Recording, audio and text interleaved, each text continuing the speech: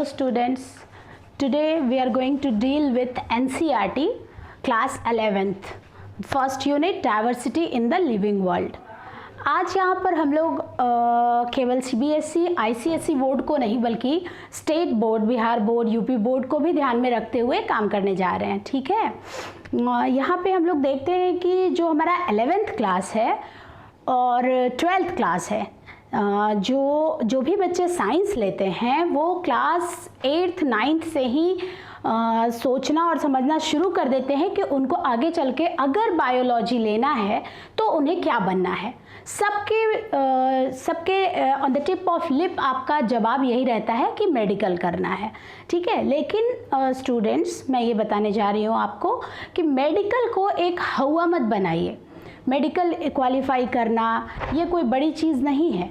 अगर हम अपना जो मेरा बेसिक स्टडी है लाइक NCERT, अगर हम उसको अपना बेस बना के चलते हैं, जैसे कि फिज़िक्स हुआ, केमिस्ट्री हुआ, बायोलॉजी हुआ, तीनों सब्जेक्ट का होल एंड सोल जो 5 NCERT 11th and 5 NCERT 12th यानी कि जो हमारे पास 10 NCERT बुक्स हैं, अगर हम इनको लाइन बाय लाइन अच्छे से पढ़ते हैं और उनको बिल्कुल फॉलो करते हैं, उसका हर एक क्वेश्चन सॉल्व करते हैं, तो नीट एग्ज़ाम कोई बड़ी बात नहीं है। उसमें एक अच्छा रैंक भी हम ला सकते हैं सिर्फ और सिर्फ सेल्फ स्टडी से और NCERT की मदद से।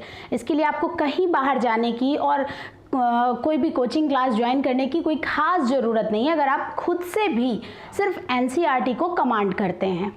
ठीक है, तो यहाँ पे हम स्टूडेंट सबसे पहले यूनिट 1 को स्टार्ट करने जा रहे हैं। वो हमारा है diversity in the living world.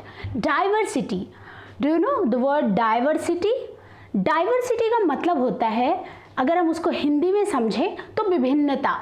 ठीक है, क्लास 9th में भी इस पे बेस्ड आपका एक चैप्टर रहा होगा diversity in the living world, जिसमें हम लोग बहुत सारे पेड़ पौधा, प्लांट्स, एनिमल्स और माइक्रोब्स के बारे में पढ़े थे। क्लास 11th में भी उसी को फर्स्ट यूनिट के रूप में आपको लिया गया है, जिसका नाम है diversity in the living world. The word diversity means variations, and if it is connected with bio, this word, this combination biodiversity, ये आपको बताता है कि हमारे आसपास कितने सारे विभिन्न प्रकार के लिविंग ऑर्गेनिज्म हैं। ठीक है, जैसे कि आप खुद अगर अपना नज़र उठा के देखिए तो विभिन्न कितने तरह के एनिमल्स आपके घर में भी पेट एनिमल्स होंगे। आप बाहर ध्यान दीजिएगा तो इतनी सारी बर्ड्स, प्लांट्स में भी कितने सारे plants, mango tree, lychee tree, banana, guava, different types of variations. There are lots of variations we are seeing around us, जो कि हम देखते हैं कि हमारे चारों ओर विभिन्न प्रकार के जीव जंतु हैं, पेड़ पौधे हैं, माइक्रो ऑर्गेनिजम्स हैं जिन्हें हम देख नहीं पाते, उनमें भी बहुत सारा वेरिएशंस है। तो ये सभी मिला करके बनता है हमारा वर्ड बायोडाइवर्सिटी। ये बायोडाइवर्सिटी बहुत ही इम्पॉर्टेंट वर्ड है जिसको आपका NCERT अपने फर्स्ट चैप्टर में, फर्स्ट यूनिट में लेता है। इसका मतलब हुआ कि आपका बायोलॉजी यहीं से शुरू है। यानी आपको बायोलॉजी अगर पढ़ना है, अगर आप बायोलॉजी के स्टूडेंट हैं, तो आपको सबसे पहले बायोडाइवर्सिटी वर्ड को डील करना होगा। ठीक है ना स्टूडेंट, अब आप अच्छी तरह से समझ गए होंगे कि बायोडाइवर्सिटी किसे कहते हैं। चलिए अब हम चलते हैं कि हमारा जो NCERT बुक है वो क्या कहता है। हमारा NCERT बुक सबसे पहले कहता है कि जो अर्ली मैन हैं, जो पुराने हमारे जो यहाँ पे मैं आपको NCERT का जो इम्पॉर्टेंट लाइंस है, जो इम्पॉर्टेंट सेंटेंसेस दिए गए NCERT बुक में, मैं उनको हाईलाइट करके उनको ही आपके साथ डील करूँगी, ताकि अगर किसी कारणवश आप खुद से NCERT नहीं पढ़ पाते हैं तो आप बस मेरा वीडियो देखेंगे तो आपको NCERT कंप्लीट मिलेगा। ठीक है, तो यहाँ पे सबसे पहले कहा गया है कि biology is the science of life forms and living processes. Biology जो है वो जीवन की पढ़ाई है, यानी जीवित जो भी चीज़ें जीवित हैं, जिनमें भी जीवन है, लाइफ है, उनको बायोलॉजी में रखा गया है। ठीक है, जो बायोलॉजी पढ़ते हैं वो एक्चुअली में लाइफ को डील करते हैं, यानी जीवित चीज़ों के साथ हम जब पढ़ाई करते हैं तो उसे हम बायोलॉजी कहते हैं। इसी यूनिट के अंदर, इसी चैप्टर के अंदर, जो फर्स्ट चैप्टर है आपका the living world, the living world यानी जीवित जगत, जीवित जगत यानी हमारे आसपास जो दुनिया है, जो भरी हुई है लाइफ से, उसमें हम क्या क्या चीज़ों को देखते हैं। ये बड़ा ही इंटरेस्टिंग चैप्टर है और इसमें कुछ भी दिमाग नहीं लगाना है, बिल्कुल स्मूथली बस आपको सुनते जाना है और समझते जाना है, एकदम ग्रास्प करते जाइए। जैसे कि आप सिंपल कोई भी चीज़ समझते हैं, घर का कोई काम समझते हैं, कोई भी बात समझते हैं, उसी तरह से इस चीज़ को भी एक स्टोरी की तरह समझते चलिए। यहाँ पे आपको कोई भी टेंशन लेने की ज़रूरत नहीं है स्टूडेंट्स। तो यहाँ पे कहा गया है कि biology is the story of life on earth, biology is the story of evolution of living organisms on earth. All living organisms, present, past and future, are linked to one another by the sharing of common genetic material, but to varying degrees. यहाँ पे 2-3 point बताया गया है। एक point बताया गया है कि बायोलॉजी जो है वो जीवन की कहानी है। यह केवल जीवन की अभी के समय की कहानी नहीं है, ये हमारे पास्ट, प्रेजेंट एंड फ्यूचर की कहानी भी है। बायोलॉजी में हम स्टोरी जो अपने लाइफ या अपने पूर्वज की लाइफ या आने वाले भविष्य के बारे में, किसी की लाइफ के बारे में पढ़ते हैं, तो हम वहाँ पे उसके एक इवोल्यूशन को भी पढ़ते हैं। सभी लोग जानते हैं ह्यूमन बींग्स कहाँ से आए हैं, तो मॉन्कीज से आए हैं। हमारे एंसेस्टर, हमारे फोरफादर कौन है, मॉन्कीज हैं, राइट स्टूडेंट्स? Yes, right. हम भी लोग इवॉल्व हुए हैं। पहले हम चारों हाथ पैर पे चलते थे और अब हम सिर्फ 2 पैरों पे चलते हैं, क्योंकि हमने इस चीज़ को इवॉल्व किया है, इस चीज़ को हमने जेनेटिकली अडेप्ट किया है। हमारे जीन ने इस चीज़ को अडेप्ट किया है कि अब हम 2 पैर पे ही चल लेंगे और अब हम ये सारे काम करेंगे और हम लोग थोड़ा सा डिफरेंट हो जाएंगे अपने फोरफादर से, राइट?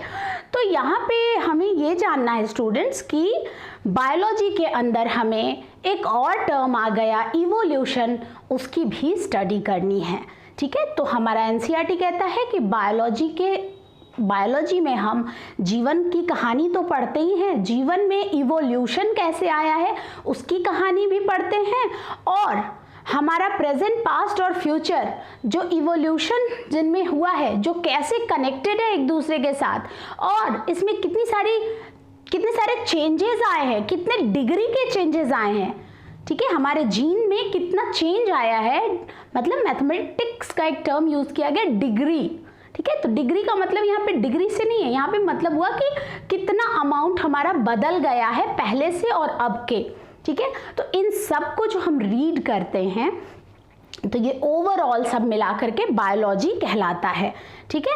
तो बायोलॉजी को हम सिंपल सब्जेक्ट तो मानते ही है, बट ये बहुत ही इंटरेस्टिंग सब्जेक्ट है, ये लाइफ का सब्जेक्ट है।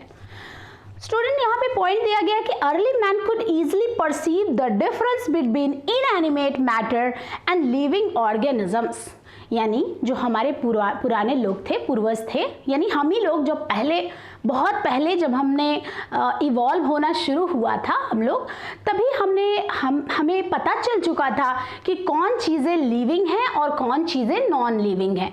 यानी जो इनएनिमेट है उसे हमने कहा नॉन लिविंग, जो एनिमेट है उसे हमने कहा लिविंग, ठीक है? तो इनएनिमेट एंड एनिमेट के बीच में हमने डिफरेंसेस किया।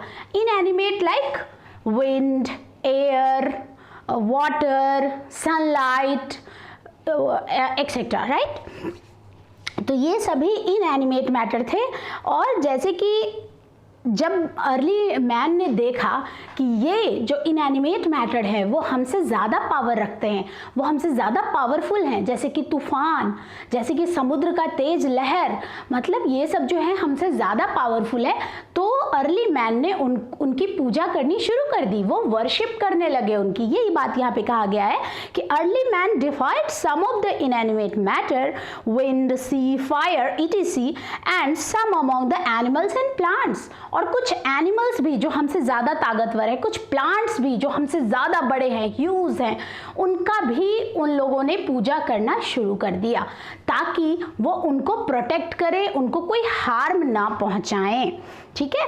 उसके बाद स्टूडेंट यहाँ पे एक पॉइंट दिया गया है कि यहाँ पे बताया गया है कि बायोलॉजी में हम सोसाइटी और सिंगल ऑर्गन इंडिविजुअल, उसका जो ग्रुप है, उसको population and different types of population get together called community. यानी यहाँ पे हम हर चीज़ के बारे में पढ़ते हैं, सिंगल इंडिविजुअल से लेके उसके पॉपुलेशन से लेके उसकी कम्युनिटी से लेके उसके इकोसिस्टम के बारे में भी यहाँ पे पढ़ते हैं। तो यहाँ पे एक पॉइंट दिया गया है, the biggest spin of such studies को यहाँ पे दो चीज़ों में बांटा गया है, systematics and monumental description of life. Systematics मतलब एक वे, सिस्टम में, सिस्टमैटिक्स का मतलब हुआ कि एक प्रॉपर वे में हम किसी चीज़ को जब अरेंज करते हैं, उसका हर कुछ जानने के बाद, यानी उसका पास्ट, प्रेजेंट, फ्यूचर, उसके फोर फादर और उसके आने वाले जेनेटिक चेंजेस, इन सब को मिला के जब हम किसी चीज़ को ग्रुप में अरेंज करते हैं तो वो कहलाता है सिस्टमैटिक्स।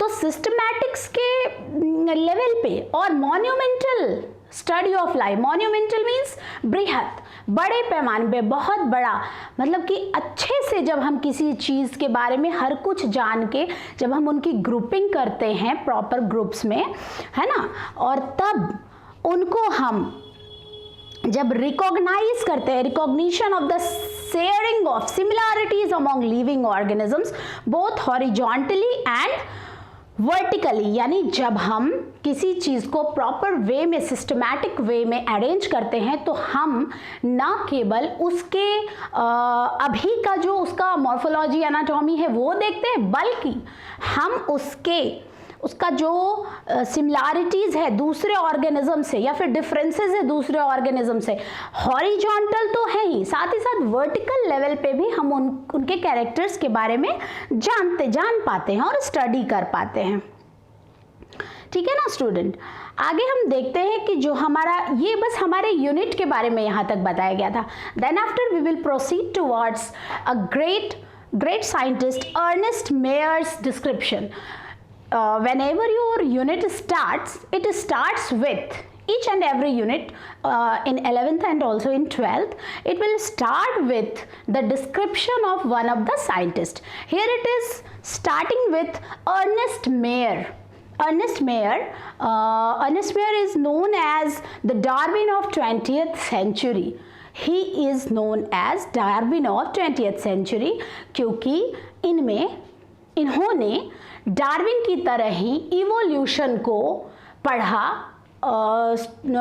ऑर्गेनिजम्स के इवॉल्विंग कैरेक्टर को पढ़ा, रीड किया और उसके बारे में बहुत सारा चीज़ कलेक्ट किया। तो इनको डार्विन ऑफ 20th सेंचुरी कहा जाता है। इनके इस यूनिट में मतलब कि किसी भी साइंटिस्ट के बारे में देने का मतलब हुआ कि वो आपको एक तरह से मोटिवेट करना चाहते हैं कि आप भी पढ़ेंगे बायोलॉजी और कुछ रिसर्च करेंगे तो आपका भी एक यूनिट, मतलब आप भी एक साइंटिस्ट के तरह जाने जाएंगे। तो ये जो साइंटिस्ट हैं, इन्होंने जर्मनी में इनका जन्म हुआ और इन्होंने हार्वर्ड यूनिवर्सिटी से पढ़ाई की है इवोल्यूशन के फील्ड में। और इनका जो भी करियर है, इन्होंने जो भी स्टडी किया है, वो इनका मेन रिसर्च जो वो दिया है, his research spend ornithology, taxonomy, जू geography, evolution, systematics and the history and philosophy of biology। यानी यहाँ पे बताया गया है कि इनका जो रिसर्च है वो बृहत रूप में फैला हुआ है। किन किन चीज़ों पे? तो स्टूडेंट सबसे पहले इनके डिस्क्रिप्शन में सबसे पहला टर्म आया है ornithology. Ornithology is the word which deals with, it is a branch of biology which deals with the study of birds and their behavior। Ornithology is the study of birds, right? यानी कि इन्होंने birds की पढ़ाई की है। उसके बाद इन्होंने टैक्सोनॉमी को भी डील किया है। टैक्सोनॉमी इन द सेंस कि टैक्सोनॉमी का मतलब यहाँ पे ये आता है स्टूडेंट कि यहाँ पे इन्होंने प्लांट टैक्सोनॉमी और मतलब कि जो भी ऑर्गेनिजम्स हैं उनको ग्रुप्स में इन्होंने अच्छे से डिवाइड करके प्रॉपरली उनके बारे में नॉलेज कलेक्ट किया है। इसके बाद इनका स्टडी है जू जियोग्राफी, यानी animals but at geographical level. यानी कि अलग अलग क्लाइमेटिक जोन में एनिमल्स कहाँ कहाँ पाए जाते हैं, कैसे कैसे पाए जाते हैं उसका। और फिर उसके बाद आता है इवोल्यूशन। इवोल्यूशन के लिए तो ये जाने ही जाते हैं। Then after systematics, systematic is also one of the major branch of biology which deals with the which deals with the identification, nomenclature and classification of organisms along with evolution of that organism, right? Evolutionary history भी जब include हो जाता है taxonomy के साथ, यानी identification, nomenclature and taxonomy, and along with evolution, then it is called systematics, right? तो यहाँ पे इन्होंने सिस्टमैटिक्स को भी डील किया है और उसके बाद इन्होंने history and philosophy of biology को भी अच्छे से पढ़ा है। तो ये इसलिए जाने जाते हैं, इन्होंने सबसे पहला एक टर्म इनको यहाँ पे अर्नेस्ट मेयर को इस यूनिट के बाहर रखने का मतलब ये हुआ कि इन्होंने डाइवर्सिटी, बायोडाइवर्सिटी पे तो काफ़ी अच्छी स्टडी की है, काफ़ी सारा मटेरियल दिया है, साथ ही साथ इन्होंने एक वर्ड स्पीशीज़ उसका भी बहुत अच्छा डिफिनीशन दिया है। ये आपको आगे चल के जब हम लोग क्वेश्चन आंसर देखेंगे तो उस वक्त ये आएगा, ठीक है। तो इन्होंने क्या बताया है कि इनका एक आर्टिकल निकला था 1940 में जिसका नाम है स्पेशिएशन फिनोमेनन इन बर्ड्स। वहाँ पे इन्होंने बायोलॉजिकल स्पीशीज़ का एक कॉन्सेप्ट दिया है। वो कॉन्सेप्ट क्या है कि a species consists of a group of populations which replace each other geographically or ecologically and of which the neighboring ones integrate or hybridize wherever they are in contact, ठीक है। तो इनका ये डिफिनीशन है species के लिए, ठीक है। इस चीज़ को हम लोग यहाँ पर देख लिए। अब हम आगे बढ़ेंगे। उसके बाद इनके प्राइजेस के बारे में यहाँ पे बताया गया है, जिससे कि हमें कोई खास लेना देना नहीं है, नीट एग्जाम के लिए कोई खास इंपॉर्टेंस नहीं रखता। Then after we will proceed towards our chapter, The Living World. It is the first chapter of biology which deals with, in this chapter we are going to discuss major 4 concepts. These are, first, what is living, right? यानी what is life, यानी यहाँ पे हम पढ़ेंगे कि जीवन क्या है, जीवित क्या है, किसे कहते हैं, ठीक है। सेकेंड है diversity in the living world, यानी कि जो लाइफ है, जो लिविंग वर्ल्ड है, उसमें कितने सारे डाइवर्सिटी हैं, कितने सारे ऑर्गेनिजम्स हैं, उनके बारे में। Third one is taxonomic categories, यानी कि आखिर ये टैक्सोनॉमी है क्या और इसके अंदर ये कैटेगरीज है क्या। उसके बाद हमारा फोर्थ एंड लास्ट टॉपिक है इस चैप्टर का, वो है टैक्सोनॉमिकल एड्स, यानी कि टैक्सोनॉमी के अंदर पाया जाने वाला जो भी टैक्सोनॉमी में यूज़ किए जाने वाले जो भी टूल्स एंड टेक्निक्स हैं, उन सबको कहा जाता है टैक्सोनॉमिकल एड्स। यानी ये चैप्टर आपका 4 चीज़ों को कनेक्ट करता है। ये सारी चीज़ें हम लोग देख लिए। अब हमारा चैप्टर स्टार्ट होता है, how wonderful is the living world, right? How wonderful is the living world. ये हमें पूछता है, हमसे पूछता है, हमें बताता है कि हमारा जो जगत है, जीवन, जो हमारी दुनिया है, वो कितनी खूबसूरत है, उसमें कितनी सारी चीज़ें हैं, कितने सारे लोग हैं, कितनी सारी प्रजातियां हैं, है ना। मतलब अमेज्ड, यानी आश्चर्य के साथ ये चैप्टर शुरू होता है। यहाँ पे शुरुआत में बस कुछ डिस्क्रिप्शन दिया गया है कि माउंटेन्स को देखो, डेसिडियस फॉरेस्ट को देखो, रेन फॉरेस्ट को देखो, ओशंस को देखो। यहाँ पे बताया जा रहा है कि ये सब कितना एक्स्ट्रा ऑर्डिनरी हैबिटेट देते हैं लिविंग ऑर्गेनिजम्स को। यानी हम जो ह्यूमन बीइंग हैं, we can't live inside ocean, right? We can't live easily inside ocean, we can't live inside lake, we can't live completely inside under forest, we can't live inside or over the rocks. But few organisms which easily survive in in those habitats which are extraordinary habitats like oceans, river, mountain, forest. Many of the organisms survive there because they are adapted towards that environment. They are adapted well. Their genetic constitution, their genes are adapted well for those environment, right? How we will proceed towards whenever we complete our 11th and along with 12th class syllabus, we will know every and each answer of my questions, right? अब आगे चलते हैं. यहाँ पे एक point दे रहा है कि the ecological conflict and cooperation among members of a population and among populations of a community, or even the molecular traffic inside a cell, make us deeply reflect on what indeed is life. यानी कि यहाँ पे बताया जा रहा है कि जो हमारी दुनिया है उसमें कोई एक ऑर्गेनिज्म सरवाइव नहीं कर सकता है. वो एक ऑर्गेनिज्म अपने ग्रुप में सरवाइव करता है.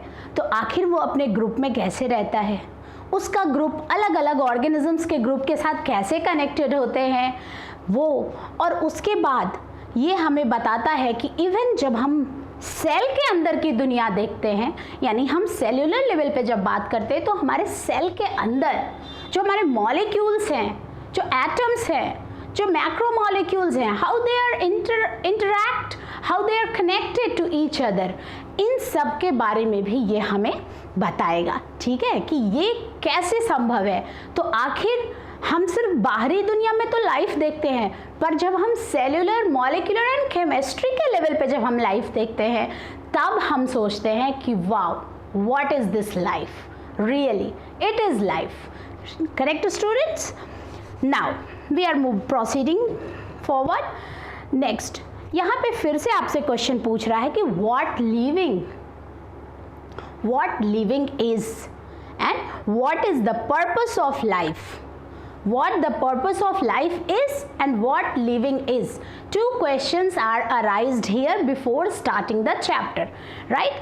यहाँ पे आपसे ये दो सवाल पूछ रहा है कि what life is and what the purpose of life is. Right student, यहाँ पे हमें सिर्फ डील करना है as a biologist what life is.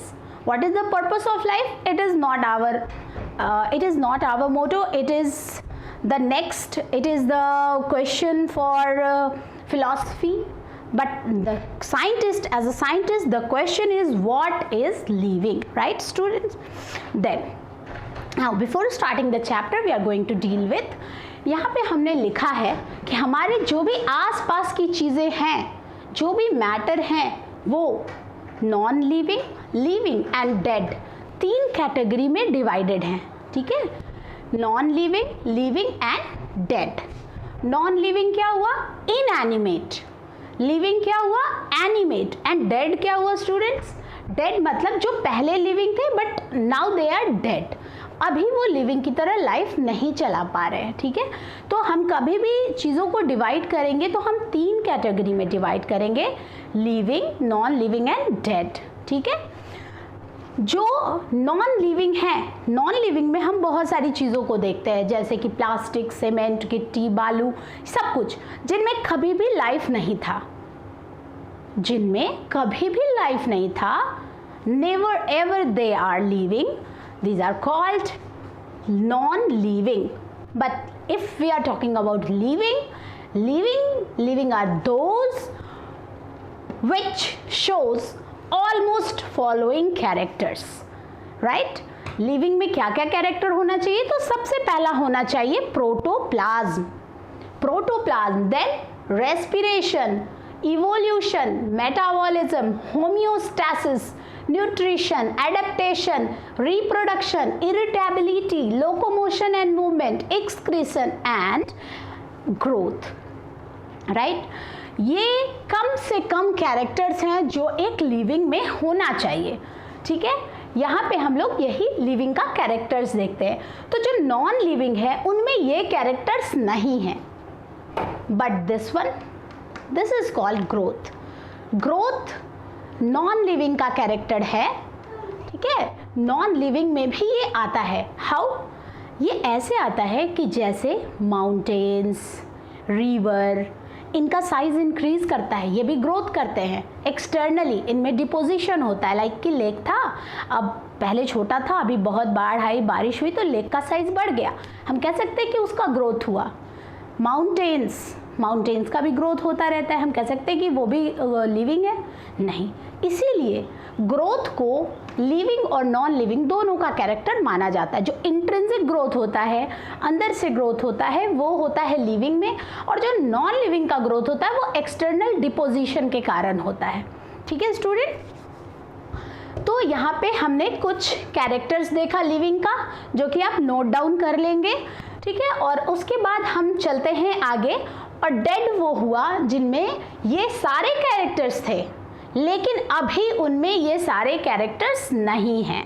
ठीक है, उनमें अभी ये सारे कैरेक्टर्स नहीं हैं, तो वो कहलाएगा डेड। ठीक है, अब आपका ये चैप्टर कहता है व्हाट इज लिविंग, तो यहाँ पे दिया गया है growth, reproduction, ability to sense environment and mount a suitable response come to our mind immediately as unique features of living organisms. One can add a few more features like metabolism, ability to self-replicate, self-organize, interact and emergence to this list। मतलब कि हमारा NCERT कहता है कि growth, reproduction और सबसे important है ability to sense environment, यानी हम अपने इन्वायरमेंट को सेंस कर पाते हैं कि नहीं स्टूडेंट्स। अगर हम अपने इन्वायरमेंट को सेंस करते हैं और उसके अकॉर्डिंगली रिस्पॉन्ड देते हैं तो ये कहलाता है लिविंग। जो भी लिविंग होगा उनमें कॉन्शियसनेस जरूर होगी, वो अपने इन्वायरमेंट के, चाहे वो एक्सटर्नल इन्वायरमेंट हो चाहे वो इंटरनल इन्वायरमेंट हो, दोनों के लिए वो जो स्टिमुलस आएगा उसका रिस्पॉन्स करेंगे। जैसे कि हमारे पेट में दर्द होता है, हम बता सकते हैं कि हाँ हमारे पेट में दर्द हो रहा है, यहाँ हो रहा है, वहाँ हो रहा है, हेडेक होता है, वी कैन फील दैट। हम बता सकते हैं कि हाँ हमारे सिर में आज दर्द हो रहा है, हमारा जो भी प्रॉब्लम होती है इंटरनल भी हमें बहुत सारी चीज़ें पता चल जाती हैं, यानी कि हम रिस्पॉन्स करते हैं, हमें स्टिमुलस को फील करने की टेंडेंसी होती है। तो ये भी एक लिविंग का बहुत ही बेहतरीन कैरेक्टर होता है। साथ ही साथ है जो मेटाबॉलिज्म है वो हम जानते ही हैं कि क्या है। उसके बाद जो है सेल्फ रेप्लिकेट करना, सेल्फ ऑर्गेनाइज करना, इंटरैक्ट करना, अपने इंटरनली अपने ऑर्गन से इंटरैक्ट करना, एक्सटर्नली अपने पॉपुलेशन में इंटरैक्ट करना, ये सभी लिविंग का कैरेक्टर है। Now the topic starts with all living organisms grow, right. सभी लिविंग ऑर्गेनिज्म ग्रो करते हैं, वो ग्रो करते हैं चाहे वो प्लांट हो, चाहे वो यूनिसेल्युलर ऑर्गेनिज्म हो, या फिर वो मल्टीसेल्युलर एनिमल्स ग्रुप हो, या भी वो कोई भी फंगस हो या कुछ भी हो, वो सभी ग्रो करते हैं। ठीक है, लेकिन ग्रोथ स्टूडेंट कैरेक्टर तो है लिविंग का, but we can not define a living by growth. यहाँ पे आपको एनसीईआरटी ने कुछ कैरेक्टर्स तो दिए हैं लिविंग के, बट उसके साथ साथ उसने एक अलग से टॉपिक भी डाल दिया है, defining features of living, right. Defining features of living ये एक बहुत बड़ा टॉपिक है जो कि कभी कभी छुप जाता है। ठीक है, तो ये डिफाइनिंग फीचर्स क्या क्या है, तो उसमें इसने ग्रोथ को नहीं डाला है, यानी कि साफ साफ कहा गया कि ग्रोथ लिविंग में भी हो सकता है और नॉन लिविंग में भी हो सकता है। So that growth is non defining property of living. ठीक है, उसके बाद सेकेंड आपका यहाँ पे डील किया गया है रिप्रोडक्शन। हम सभी जानते हैं कि the property by which any organism produce their young ones is called reproduction, right. It is of 3 types, sexual reproduction, asexual reproduction and vegetative reproduction. ठीक है, तो यहाँ पे बताया गया स्टूडेंट कि जो रिप्रोडक्शन है सभी ऑर्गेनिज्म रिप्रोड्यूस करते हैं, बट बहुत सारे ऑर्गेनिजम्स ऐसे होते हैं या फिर इनफर्टाइल कपल्स ऐसे होते हैं जो रिप्रोड्यूस नहीं कर पाते हैं। It doesn't mean that they are non living, no, they are living but they can not reproduce, right. वो लिविंग है लेकिन कुछ कमियों के कारण वो रिप्रोड्यूस नहीं कर पा रहे। सो reproduction is also a non-defining property of living। NCERT और NEET के एग्जाम में ये क्वेश्चंस अक्सर पूछे जाते हैं। 4 ऑप्शन आपको दे देगा, उसमें से पूछेगा कि कौन सा इसमें डिफाइनिंग प्रॉपर्टी नहीं है। ठीक है, तो रिप्रोडक्शन एंड ग्रोथ, ये दोनों को आप हमेशा ध्यान में रखेंगे स्टूडेंट्स, क्योंकि यही दोनों डिफाइनिंग प्रॉपर्टी नहीं है किसी भी लिविंग ऑर्गेनिजम्स के लिए। ठीक है स्टूडेंट, अब हम लोग आगे चलते हैं। सबसे इम्पॉर्टेंट इन सब में आता है, ऐसे तो हम सबको डील करेंगे नेक्स्ट क्लास में, बट दिस क्लास में हम इसको यहाँ पे डील करते हैं, मेटाबॉलिज्म। मेटाबॉलिज्म क्या होता है स्टूडेंट? सभी जानते होंगे आप। ठीक है, मेटाबॉलिज्म ये हमें क्लास 7 से ही पढ़ना है, बट हम हमेशा इसको इग्नोर करके चलते हैं, हार्ड वर्ड सोच के निकल लेते हैं। नहीं, इसे हमें आज ही समझना होगा, क्योंकि ये आगे चल के भी आपका पीछा करेगा। राइट स्टूडेंट्स, तो मेटाबॉलिज्म ये कुछ नहीं है, ये बस एक केमिकल रिएक्शन है। इसको हम रिप्लेस कर सकते हैं मेटाबॉलिज्म वर्ड को केमिकल रिएक्शन वर्ड से, लेकिन यहाँ पे इसको मेटाबॉलिज्म इसलिए कहा गया है because it completes inside living organism, that's why it is called metabolism. Otherwise it is a simple chemical reactions which we are performing inside chemistry laboratory, right? तो जब कोई भी किसी भी लिविंग ऑर्गेनिजम्स के अंदर, ठीक है, केमिकल रिएक्शंस चलते हैं, उन सबों को मेटाबॉलिज्म कहा जाता है। Sum total of all chemical reactions which are going on inside living is called metabolism, right? ये मेटाबॉलिज्म जो होता है वो मेनली 2 तरह का होता है, anabolism and catabolism. Anabolism is a constructive process and catabolism is a destructive process. Constructive process मतलब कुछ बनना, कंस्ट्रक्ट होना, मकान बनता है ना, कंस्ट्रक्शन होता है, तो कुछ बनता है जब, तो उसे हम कहते हैं एनाबॉलिज्म। और जब कुछ टूटता है तो उसे हम कहते हैं डिस्ट्रक्शन, यानी कैटाबॉलिज्म, राइट? तो एनाबॉलिज्म में स्टूडेंट क्या होता है कि जब छोटे छोटे मॉलिक्यूल्स जुड़कर बड़े मॉलिक्यूल का फॉर्मेशन करते हैं तो वो कहलाता है एनाबॉलिज्म और anabolic reaction. Example, photosynthesis, it is a very common example of anabolism, right? तो फोटोसिंथेसिस के दौरान क्या होता है, छोटा छोटा molecule like CO2 and H2O get together and in the presence of sunlight and in the presence of chlorophyll pigment, plant leaves or mesophyll cells inside the chloroplast prepare glucose molecule which combine together to form starch, sucrose, maltose, right? These chemicals which are prepared after photosynthesis, which is glucose, right, which is larger in size than CO2 and H2O. The formula of glucose is C6H12O6. तो ये बड़ा है CO2 से और H2O से, तो 2 छोटे छोटे मॉलिक्यूल, भले इनका नंबर्स ज़्यादा था, ये कंबाइन करके C6H12O6 नाम का बड़ा मॉलिक्यूल बनाते हैं। इसलिए इस प्रक्रिया को हम कंस्ट्रक्शन की प्रक्रिया कह सकते हैं और यही कहलाता है एनाबॉलिज्म। जहाँ पे भी कंस्ट्रक्शन होता है वो एनाबॉलिज्म होता है स्टूडेंट, और जहाँ पे भी डिस्ट्रक्शन होता है उसे हम कैटाबॉलिज्म कह सकते हैं। एज फॉर एग्जाम्पल, अगर हम देखेंगे रेस्पिरेशन में तो हम देखते हैं कि एक बड़ा मॉलिक्यूल यानी कि glucose molecule CO2 and H2O में और अलॉन्ग विथ ATP के साथ वो टूटता है, यानी यहाँ पे बड़ा मॉलिक्यूल छोटे छोटे मॉलिक्यूल्स में टूट रहा है, डिलिब्रेट हो रहा है, तो ये हम कहते हैं कि यहाँ पे कैटाबॉलिज्म हुआ, right? Then anabolism and catabolism mix together and we select a word for these two words in combination is called metabolism। यहाँ पे metabolism वही है, यानी कि शरीर के अंदर चलने वाली सारी प्रक्रियाएं, चाहे वो तोड़ने की प्रक्रिया हो या फिर वो कुछ बनाने की प्रक्रिया हो, सभी प्रक्रिया एक साथ कहलाती है मेटाबॉलिज्म।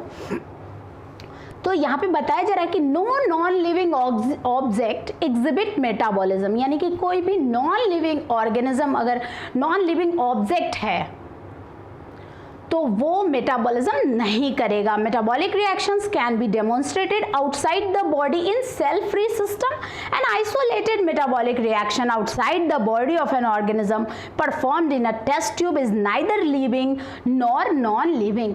अगर हम किसी मेटाबॉलिक रिएक्शन को टेस्ट ट्यूब में करते हैं तो वो ना ही लिविंग कहलाएगा ना ही नॉन लिविंग कहलाएगा, वो बस एक रिएक्शन कहलाएगा। ठीक है, तो ये नहीं कि हाँ हमने परफॉर्म कर लिया तो वो उस समय नॉन लिविंग हो गया, नहीं, वो भी एक, ना वो नॉन लिविंग है ना वो लिविंग है। इसलिए हर हाल में मेटाबॉलिज्म जो है वो एक डिफाइनिंग फीचर है लिविंग का, यानी कि कोई भी नॉन लिविंग ऑब्जेक्ट अपने आप ही मेटाबॉलिज्म नहीं कर सकते हैं।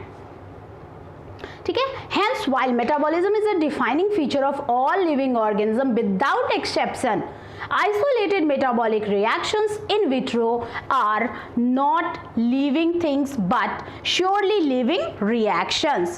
Hence cell the next point यहाँ तक खत्म हो गया मेटाबॉलिज्म का। अब उसके बाद आपको सेल्यूलर ऑर्गेनाइजेशन के बारे में बताया जा रहा है, यानी सेल के अंदर जो एक ऑर्गेनाइजेशन है। क्लास 9th में स्टूडेंट आपने पढ़ा होगा सेल, एक चैप्टर था आपका सेल। सेल के अंदर हम लोग जब घुसते हैं तो हम देखते हैं कि सेल बाहर से, अगर वो प्लांट सेल है तो सेल वॉल से घिरा हुआ है जो काफ़ी रिजिड वॉल है, और उसके अंदर जब हम जाते हैं तो हम देखते हैं कि एक पतली सी मेम्ब्रेन है जिसका नाम है प्लाज्मा मेम्ब्रेन। वो मेम्ब्रेन लिविंग कहलाती है। ठीक है, उस मेम्ब्रेन के अंदर जब हम जाते हैं हम देखते हैं कि यहाँ पे बहुत सारा ऑर्गेनाइजेशन है, यानी कि पूरा भरा हुआ है। क्या भरा हुआ है? तो साइटोप्लाज्म भरा हुआ है। उस लिक्विड के अंदर सारे सेल ऑर्गेनल फ्लोट्स कर रहे हैं, और वो फ्लोट करते हुए भी अपने जगह पे ही एक कंपार्टमेंट बना के रहते हैं, और उस कंपार्टमेंट से वो केमिकल्स का एक्सचेंज करते रहते हैं, और उसी केमिकल्स के बेसिस पे हमारे सेल के अंदर सारा रिएक्शंस चलता रहता है। यानी कि सेलुलर ऑर्गेनाइजेशन जो होता है, यानी सेल के अंदर का जो ये ऑर्गेनाइज्ड वे में वर्क करना हुआ, ये भी तभी होगा जब वो लिविंग होगा। यानी लिविंग के अंदर जब मेटाबॉलिक रिएक्शंस चल रहे होंगे तभी वहाँ पे प्रॉपर सेलुलर ऑर्गेनाइजेशन हो रहा होगा। Then we can say that cellular organisation is also a living feature of a defining feature of living. Right, यहाँ पे कहा गया है कि cellular organisation of the body is the defining feature of life form. ठीक है, अब यहाँ पे नेक्स्ट टॉपिक के बारे में हम लोग जा रहे हैं, जो कि है कॉन्शियसनेस। एक और डिफाइनिंग फीचर ये बताता है कि कॉन्शियसनेस जो है, या फिर सेंसिंग एबिलिटी या irritability, this is called irritability, यानी कि हम अपने इन्वायरमेंट को रिस्पॉन्स करते हैं। हमारा इन्वायरमेंट हमें जो स्टिमुलस देता है हम उसके अकॉर्डिंगली वर्क करते हैं।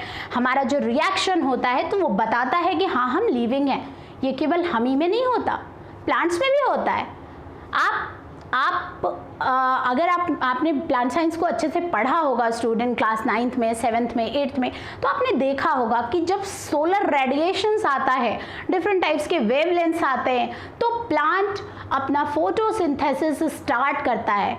यानी कि वो एक रिस्पॉन्स करता है अपने इन्वायरमेंट को। जब उसको सोलर रेडिएशन का प्रॉपर वेवलेंथ जब उनके लीव्स को टच करता है, उनके अंदर उनके जो क्लोरोफिल्स मॉलिक्यूल्स हैं उनमें प्रेजेंट, उनको टच करता है, उन तक पहुंचता है जब ये एनर्जी, तो ये उसको कैच करके अपना फूड बनाना शुरू करते हैं। यानी ये रिस्पॉन्स करते हैं उसको। राइट, जब हम देखते हैं कि जब इन्वायरमेंट में बहुत ज़्यादा वाटर आ जाता है तो प्लांट्स मुरझाने लगते हैं। यानी जब इनकी वाटर लेने की कैपेसिटी पूरी भर जाती है, ठीक है, तो ये थक जाते हैं कि इनको अब वाटर नहीं चाहिए, लेकिन ये वाटर को हटा तो नहीं सकते पर अपना डलनेस दिखाने लगते हैं। ठीक है, कि ये अब इनको नहीं चाहिए, और अगर ये थोड़े सूख रहे होते हैं और उस वक्त इनमें पानी दीजिए तो ये फिर ग्रीन हो जाते हैं।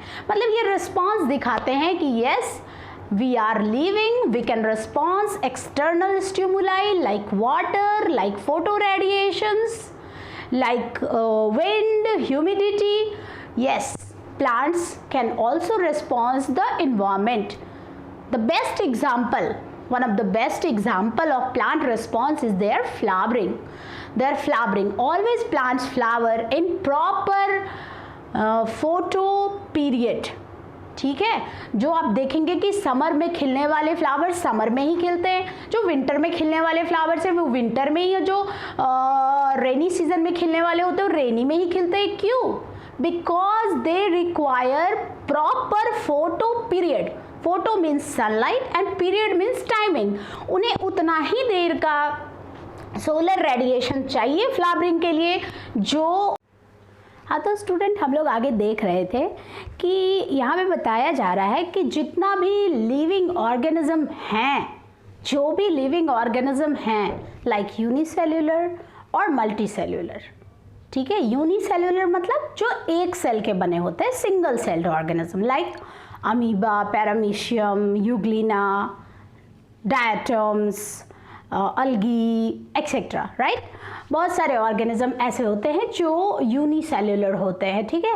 तो यूनिसेल्यूलर ऑर्गेनिज्म जो होता है वो सिर्फ एक सेल का बना है, तो उनकी सारी जितनी भी मेटाबॉलिक एक्टिविटीज़ या जो भी लाइफ प्रोसेसेस कंप्लीट होते हैं वो सिर्फ एक सेल से हो जाते हैं। लेकिन जैसे ही सेल मल्टी सेल्यूलर ऑर्गेनिज्म में कन्वर्ट होता है यानी इवॉल्व होता है, तो मल्टी सेल्यूलर ऑर्गेनिज्म में जब सेल्स के ग्रुप टिश्यू और टिश्यू के ग्रुप ऑर्गन और ऑर्गन के ग्रुप ऑर्गन सिस्टम और ऑर्गेनिज्म का फॉर्मेशन करते हैं, एट दैट टाइम उनके बीच में एक इंटरैक्शन शुरू होता है। यानी ये प्रॉपर्टी जो है वो ग्रुप में आने के बाद ही शुरू होती है। जैसे कि अब हम ही लोग हैं, एक है सिंगल अकेले, तो क्या करते हैं? चुप रहते हैं या फिर कुछ स्टडी करते हैं, कुछ रीड करते हैं, कुछ भी करते रहते हैं जिससे अकेले मन लगे। लेकिन जब हम लोग अपने ग्रुप में होते हैं तो हम इंटरैक्ट करते हैं, हाय हेलो, सभी फ्रेंड्स का बात सुनते हैं, सबके अकॉर्डिंग रिस्पॉन्स देते हैं। यानी कि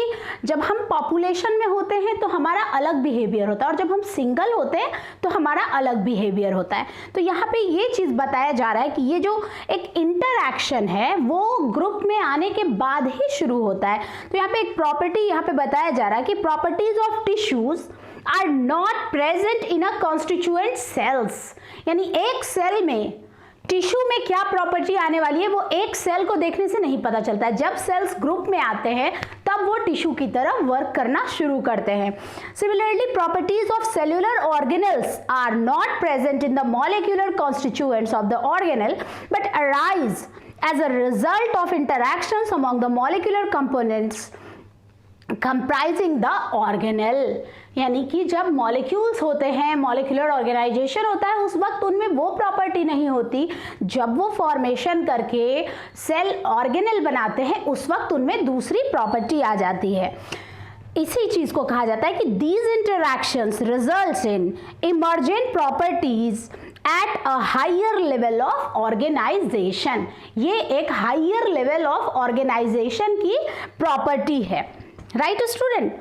तो यहाँ पे वही बताया जा रहा है कि this phenomenon is true in the hierarchy of organisational complexity at all level.